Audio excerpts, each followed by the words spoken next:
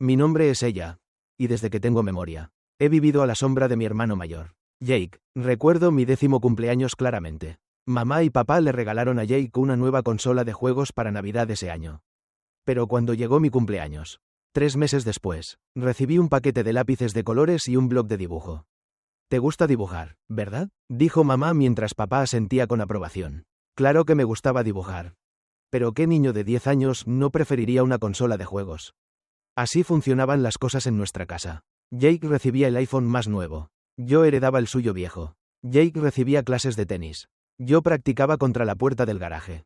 Cuando salíamos a comer, Jake elegía el restaurante. Cuando planeábamos vacaciones, giraban en torno al calendario de torneos de béisbol de Jake. La única persona que parecía darse cuenta o importarle era la tía Sara, la hermana de mamá. Llegaba a nuestra casa cada pocos meses como un soplo de aire fresco. Siempre con 2 bolsas de regalo idénticas. Nunca olvidaré la Navidad en que la tía Sara nos compró tabletas nuevas a ambos. Mamá y papá estaban furiosos. Ella no necesita un regalo tan caro. Siseó mamá en la cocina. Solo estás haciendo las cosas difíciles. ¿Difíciles cómo, Claire? La voz de la tía Sara era aguda. ¿Tratándolos por igual? Sabes que no podemos permitirnos darles a ambos cosas así. Ahora lo esperará. Tal vez debería esperarlo, replicó la tía Sara. También es tu hija. Aprendí a pegar la oreja a las puertas temprano para captar estas conversaciones sobre mí que nunca me incluían. Aprendí a sonreír y decir gracias por la ropa usada. A fingir que no me importaba cuando Jake elegía la película cada vez. A actuar como si fuera perfectamente normal que sus logros académicos se celebraran con fiestas. Mientras que los míos se ganaban una palmadita en la cabeza. No dejes que te afecte. Cariño, susurraba la tía Sara cuando me abrazaba al despedirse después de sus visitas. Vales tanto como él. Le creía, en su mayoría. Pero es difícil sentirse igual cuando todo a tu alrededor grita que no lo eres. Incluso la pared de fotos de mis padres contaba la historia. Docenas de fotos de los partidos de béisbol de Jake. Obras de teatro escolares y ceremonias de premiación. Con solo un puñado de mis fotos escolares dispersas entre ellas. El patrón continuó durante la escuela secundaria y la preparatoria. Jake era el atleta estrella. El chico popular. Aquel cuyo futuro nuestros padres discutían sin cesar en la cena. Yo era solo ella. La callada, la responsable, la que aprendió a esperar menos porque dolía menos de esa manera.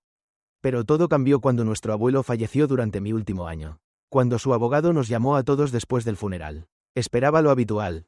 Tal vez algunas reliquias familiares. Algunas fotos preciadas. Lo que ninguno de nosotros esperaba era el fondo fiduciario de educación que había establecido años atrás. 2 cuentas separadas. Una para Jake y otra para mí. Cada una con suficiente dinero para una educación universitaria completa. Los fondos solo se pueden usar para fines educativos, explicó el abogado, ajustándose las gafas mientras leía el documento. Matrícula, libros y gastos de manutención necesarios mientras asiste a una institución acreditada. Nunca olvidaré la expresión del rostro de mamá. Una mezcla de sorpresa y algo más. Decepción, frustración. Papá simplemente se sentó allí, golpeando los dedos contra el reposabrazos de su silla. ¿Y si los niños necesitan el dinero para otra cosa?, preguntó mamá. ¿Seguramente hay algo de flexibilidad? Me temo que no, señora Mitchell. Su padre fue muy específico sobre los términos. Más tarde esa noche, los escuché hablar en su habitación. Es ridículo, decía mamá. Jake podría usar ese dinero para comenzar su negocio. Pero no. Tiene que ser para la universidad. Ambos recibieron la misma cantidad, respondió papá, aunque la idea de negocio de Jake. No necesité escuchar el resto. Sabía entonces que si el abuelo no hubiera especificado que el dinero era solo para educación, mi parte de alguna manera habría llegado al negocio de Jake. Elegí una universidad en Colorado, lo más lejos posible de casa que mi fondo fiduciario me permitiera cómodamente. Años de libertad, de ser juzgada por mis propios méritos en lugar de en comparación con Jake. Prosperé allí, estuve en la lista del decano cada semestre y me gradué con honores en marketing. Volver a casa no era mi primera opción. Pero el mercado laboral era difícil y un puesto en Johnson & Associates Marketing parecía un buen punto de partida. Allí conocí a Chris, en la fiesta de Navidad de la compañía. Era del departamento de diseño gráfico, con ojos amables y una risa que hacía sonreír a todos a su alrededor. ¿Quieres tomar un café alguna vez?, preguntó mientras compartíamos las últimas galletas de la fiesta de la oficina. Una cita para tomar café se convirtió en una cena. La cena se convirtió en viajes de fin de semana y... antes de darme cuenta, estábamos hablando de mudarnos juntos.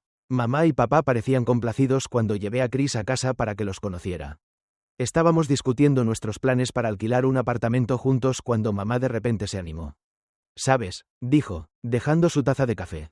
Tenemos ese apartamento en el centro. El que papá me dejó. Los inquilinos actuales se mudan el próximo mes. ¿De verdad?, preguntó Chris interesado. El alquiler sería menor que el precio del mercado. Continuó mamá. Y sería bueno tener a la familia cuidando la propiedad.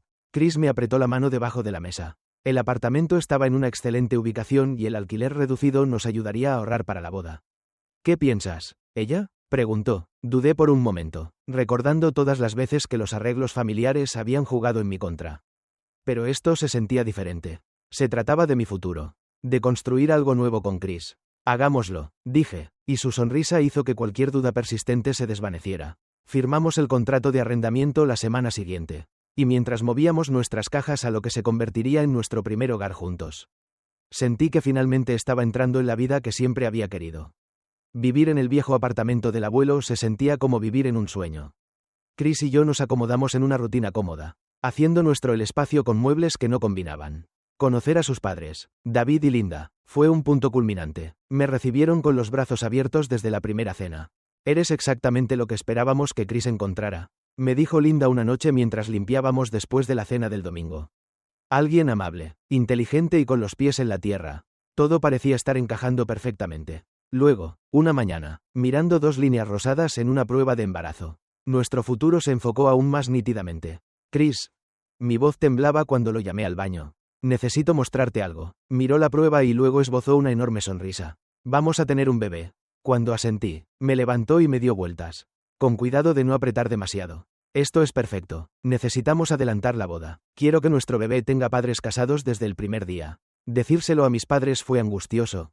Pero incluso ellos parecieron aceptarlo rápidamente. ¿Embarazada? La taza de café de mamá tintineó contra su platillo. Pero no están casados. Estamos planeando la boda para los próximos meses. Me apresuré a explicar. Chris ya está buscando lugares. El ceño fruncido de papá se transformó lentamente en una sonrisa reacia. Bueno, al menos están haciendo las cosas en el orden correcto. En su mayoría, y Chris es un joven responsable. Los meses siguientes fueron un torbellino de planificación de bodas y citas médicas. Decidimos una ceremonia pequeña, nada demasiado elaborado. Mi creciente vientre se convirtió en nuestro pequeño secreto compartido. Y cada patada se sentía como una promesa de nuestro futuro juntos. Luego llegó ese martes por la noche, cuando tenía 6 meses de embarazo. Acababa de terminar de arreglar el rincón de la guardería en nuestra habitación. Lo habíamos pintado de un amarillo suave ese fin de semana. Chris llegó a casa más tarde de lo habitual y algo andaba mal en su expresión. Necesito empacar algunas cosas, dijo, sin mirarme a los ojos mientras sacaba su maleta del armario. ¿Empacar? ¿Vas a un viaje de negocios?, pregunté, observándolo mientras comenzaba a tirar ropa al azar dentro de la maleta. No, me voy. El mundo pareció inclinarse hacia los lados. ¿Irte? ¿Qué quieres decir con irte? Finalmente me miró, y su rostro estaba completamente desprovisto de la calidez que había llegado a amar. Conocí a alguien más. Se llama Rebecca. La amo. ¿La amas? Las palabras se sentían extrañas en mi boca. Pero vamos a tener un bebé. Nos vamos a casar. Lo siento. Pensé que te amaba. Pero con Rebecca es diferente. Es real. Cerró la maleta. No puedo casarme contigo solo porque estás embarazada. Eso no sería justo para nadie. ¿Justo? Mi voz se quebró. Me estás dejando cuando tengo 6 meses de embarazo. ¿Y quieres hablar de lo que es justo? Pero ya se dirigía a la puerta. Maleta en mano. Haré que mi abogado se comunique contigo sobre los arreglos de manutención infantil. Y así, simplemente se fue. Me quedé en nuestra guardería a medio amueblar, con la mano sobre mi vientre hinchado, escuchando sus pasos desvanecerse por el pasillo. El bebé pateó como si sintiera mi angustia, y me di cuenta de que estaba completamente sola. Con dedos temblorosos, marqué el número de mis padres. El teléfono sonó 3 veces antes de que mamá contestara. Entre lágrimas, le expliqué lo que había sucedido. Cómo Chris había empacado sus maletas. Cómo había encontrado a alguien más. Cómo simplemente se había marchado. Oh, querida, dijo mamá, su voz extrañamente plana. ¿Podrás seguir pagando el alquiler del apartamento? La pregunta me golpeó como una bofetada. No, ¿estás bien? No, ¿necesitas algo? Sino si podía seguir pagando el alquiler de su propiedad. Sí, todavía estoy trabajando, logré decir. Tengo suficiente para el alquiler. Bien, respondió mamá, sonando aliviada. Sabes que necesitamos esos ingresos por alquiler. Me lancé al trabajo después de eso, tratando de no pensar en el vacío del apartamento y los ahorros de la boda que Chris se había llevado. Cada mañana revisaba mi cuenta bancaria menguante y calculaba cuántos meses podía sobrevivir con lo que quedaba. Las patadas del bebé se convirtieron en mi compañero constante, recordándome que no podía permitirme el lujo de derrumbarme. Pero a los 8 meses todo cambió. Las náuseas matutinas que habían disminuido en mi segundo trimestre regresaron con fuerza. Ya no solo por las mañanas, sino todo el día, todos los días, durante las reuniones con los clientes. Tenía que disculparme varias veces para vomitar. Mis tobillos se hinchaban tanto que apenas podía caminar. Y las migrañas hacían que mirar las pantallas de las computadoras fuera una tortura. Después de casi desmayarme durante una presentación, mi médico me ordenó que me lo tomara con calma. Su presión arterial es preocupante, dijo con firmeza. Necesita reducir el estrés y descansar. Sin otra opción, tomé una licencia sin goce de sueldo del trabajo. Mis manos temblaban de nuevo cuando llamé a mis padres para avisarles que tenía que tomarme un tiempo libre. Les expliqué que el embarazo se había complicado mucho. Silencio al otro lado de la línea. Luego, ¿cuánto tiempo estarás sin trabajar? El médico dice que al menos hasta después de que nazca el bebé. Más silencio. Pasaremos mañana para hablar de esto, dijo papá finalmente. Llegaron a la mañana siguiente. Mamá agarrando su bolso como un escudo. Papá con esa expresión severa que recordaba de las decepciones de la infancia. Hemos estado pensando, comenzó mamá, sentándose en el borde del sofá. Contigo sin trabajar, no podemos permitirnos tener este apartamento vacío, sin generar ingresos adecuados. Tenemos gastos que considerar. Los miré, con una mano protectora sobre mi vientre. ¿Qué están diciendo? Estamos diciendo que necesitas encontrar otro lugar para vivir, dijo mamá con brusquedad. Ya hemos encontrado nuevos inquilinos que pueden pagar el precio completo del mercado. Se mudarán la próxima semana. ¿La próxima semana? Mi voz salió como un susurro. Pero tengo 8 meses de embarazo. Precisamente por eso no podemos tenerte aquí sin que puedas pagar. Respondió papá. Necesitas empacar tus cosas e irte hoy. Me quedé en medio de lo que había sido mi hogar, rodeada de cajas a medio empacar, tratando de procesar lo que estaba sucediendo. Mis propios padres me estaban desalojando. A su hija embarazada, porque no podía pagar el alquiler durante unos meses. Los mismos padres que le habían dado a Jake infinitas segundas oportunidades. Que habían apoyado cada uno de sus emprendimientos. Me estaban echando cuando más los necesitaba. Te ayudaremos a empacar, dijo mamá, abriendo mi armario. Estas cajas deberían caber en tu auto. No olvides dejar las llaves en el mostrador, agregó papá, revisando su teléfono. Los nuevos inquilinos quieren tomar medidas para las cortinas esta tarde. Mis manos temblaron mientras doblaba mi ropa. Empacaba los artículos del bebé que había recolectado cuidadosamente y desmantelaba la guardería que nunca llegaría a usar.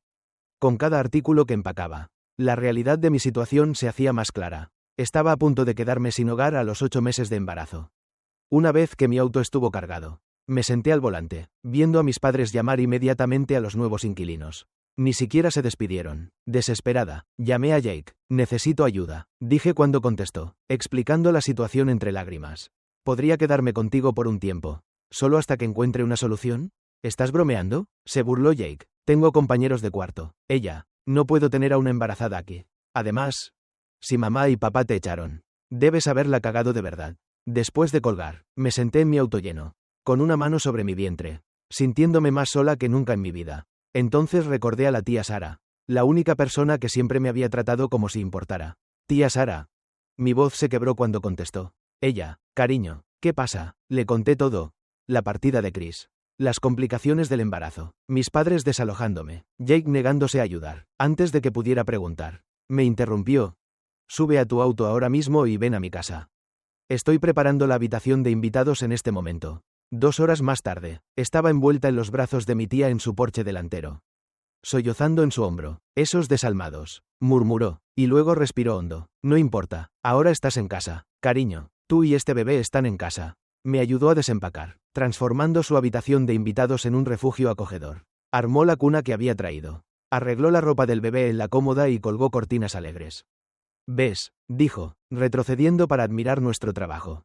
Todo tiene su lugar, incluyéndote a ti. En los días que siguieron, la casa de la tía Sara se convirtió en el santuario que necesitaba desesperadamente. A pesar de mis protestas, insistió en que descansara mientras ella cocinaba y limpiaba. Cuando me daban náuseas, me sujetaba el cabello y me traía té de jengibre. Hablaba con mi vientre, contándole a mi bebé historias de cuando yo era pequeña, haciéndome reír por primera vez en semanas. Las contracciones comenzaron a la medianoche. La tía Sara estuvo a mi lado al instante, cronometrándolas y manteniéndome tranquila. Cuando fuimos al hospital al amanecer, me sostuvo la mano en cada semáforo en rojo y bache. 14 horas de trabajo de parto y nunca se apartó de mi lado. Me secó la frente, me dio trocitos de hielo y abogó por mí con las enfermeras cuando estaba demasiado agotada para hablar. Cuando mi hijo finalmente llegó, llorando y perfecto, la tía Sara fue quien cortó el cordón umbilical. Mis padres no llamaron, no enviaron mensajes de texto. Ni siquiera sabían que había nacido su nieto. Quería que siguiera así, al menos por ahora. Por favor, no le digas a nadie. Le supliqué a la tía Sara mientras nos acomodábamos a la vida con el bebé Noah.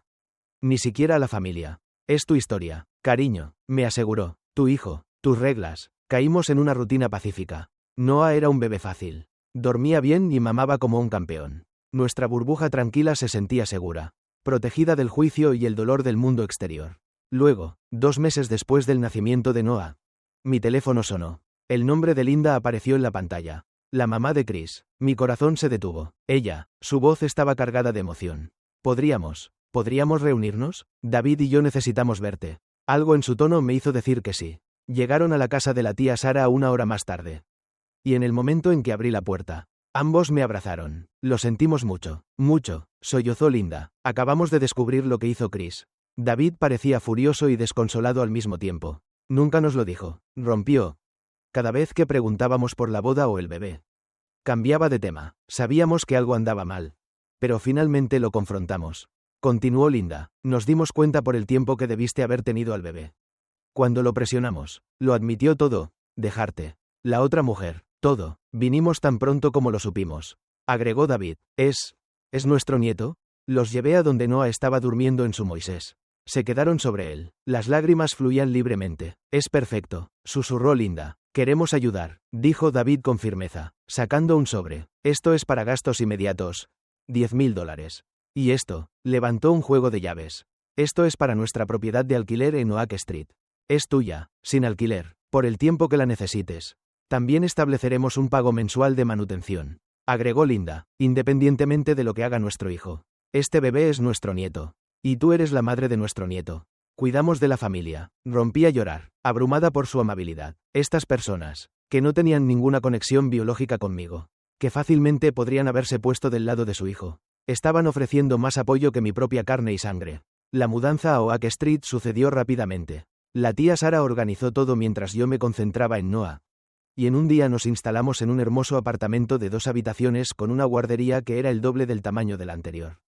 Los meses siguientes fueron pacíficos. Noah se fortalecía cada día. Su sonrisa iluminaba mi mundo. Linda y David visitaban semanalmente, siempre trayendo provisiones y quedándose para ayudar. La tía Sara venía casi a diario, orgullosa de su papel de abuela honoraria. Luego, 6 meses después del nacimiento de Noah, mi teléfono se iluminó con un número que no había visto en casi un año. Mamá, ella, su voz era melosa, el tono que usaba cuando quería algo. Escuchamos las noticias más maravillosas de Margaret en la iglesia. ¿Por qué no nos dijiste? Tenemos un nieto, somos sus abuelos. Tenemos derecho a verlo. ¿Derecho? No podía creer lo que estaba escuchando. Como si tuviera derecho a un techo cuando tenía 8 meses de embarazo y estaba enferma. Oh, cariño, todavía no estás molesta por eso, ¿verdad? La voz de mamá adoptó ese tono desdeñoso que conocía tan bien.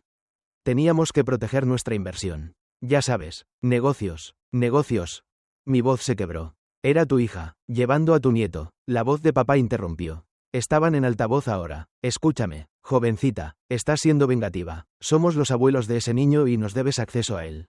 Les debo. Las palabras salieron como un susurro. Les debía el alquiler cuando estaba enferma y embarazada. Y cuando no pude pagar. Me echaron. Eso es lo que les debía. ¿Recuerdan? Estás tergiversando las cosas, espetó mamá. Simplemente necesitábamos inquilinos confiables. Colgué. Mis manos temblaban mientras abría Facebook. Durante meses me había mantenido callada sobre todo.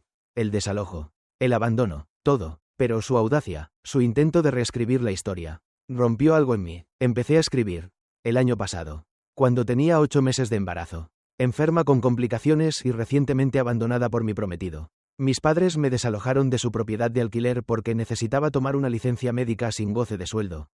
No preguntaron si tenía dónde ir. No ofrecieron ayuda. Ni siquiera preguntaron si estaba bien. Su única preocupación era conseguir inquilinos confiables que pudieran pagar el precio del mercado. Lo conté todo.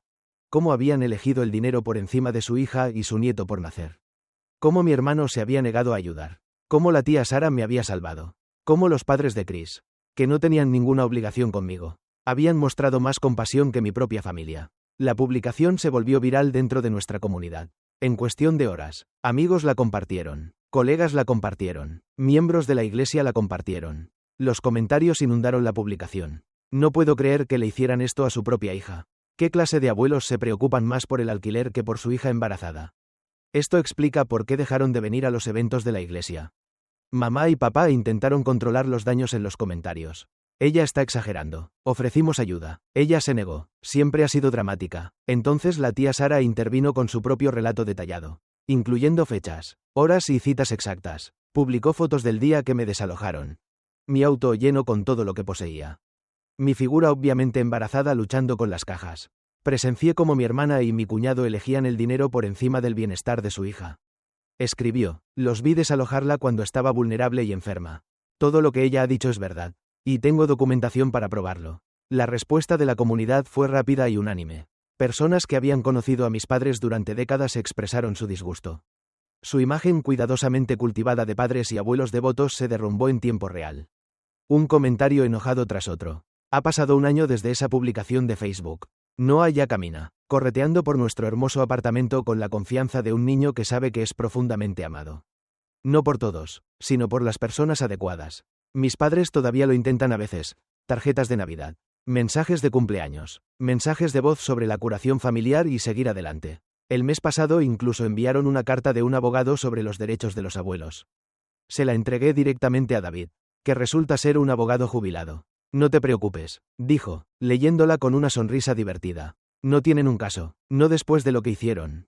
Todos los domingos cenamos en casa de Linda y David. Han convertido la habitación de invitados en una guardería para las pernoctaciones de Noah. Decorada con estrellas y lunas porque le encanta todo lo que brilla. La tía Sara viene casi todas las noches después de que llego a casa del trabajo. La niñera que Linda contrató es maravillosa. Una maestra de preescolar jubilada que le lee a Noah durante horas. Pero a la tía Sara todavía le gusta darle su biberón para dormir. ¿Sabes? Me dijo hace poco. Siempre deseé tener hijos propios. Ahora los tengo a ti y a Noah. A veces la vida te da exactamente lo que necesitas. Solo que no de la forma que esperabas. El trabajo ha sido increíble. Cuando estuve lista para regresar, mi jefe creó un horario flexible que me permite trabajar desde casa 2 días a la semana. Mis colegas, que habían visto todo desarrollarse en las redes sociales, me recibieron con los brazos abiertos y un apoyo infinito. Chris intentó contactarme una vez después de que sus padres le dijeron que nos estaban ayudando. Cometí un error. Envió un mensaje de texto. Tal vez podríamos intentarlo de nuevo. No respondí. Algunos puentes, una vez quemados, deben permanecer así. A veces, cuando estoy meciendo a Noah para que se duerma en su habitación con vista al jardín que Linda plantó para él. Pienso en cómo la vida da giros inesperados. Hace 1 año y medio pensé que estaba perdida, embarazada, abandonada, desalojada y sola. Pensé que perder el amor de mis padres era el fin de mi mundo. En cambio, fue solo el comienzo. Miro a mi hijo, a su carita perfecta, tan pacífico mientras duerme, y sé que nunca lo dejaré sentir que es menos que nadie. Crecerá rodeado de personas que lo aman incondicionalmente. Sus abuelos Linda y David.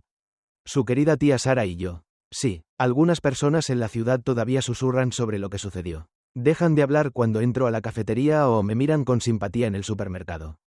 Pero ya no me importa. La verdad me liberó de maneras que nunca esperé. Mi familia puede ser más pequeña ahora, pero es real. Está construida sobre el amor, no la obligación, sobre la elección, no la sangre, sobre las acciones, no las palabras vacías.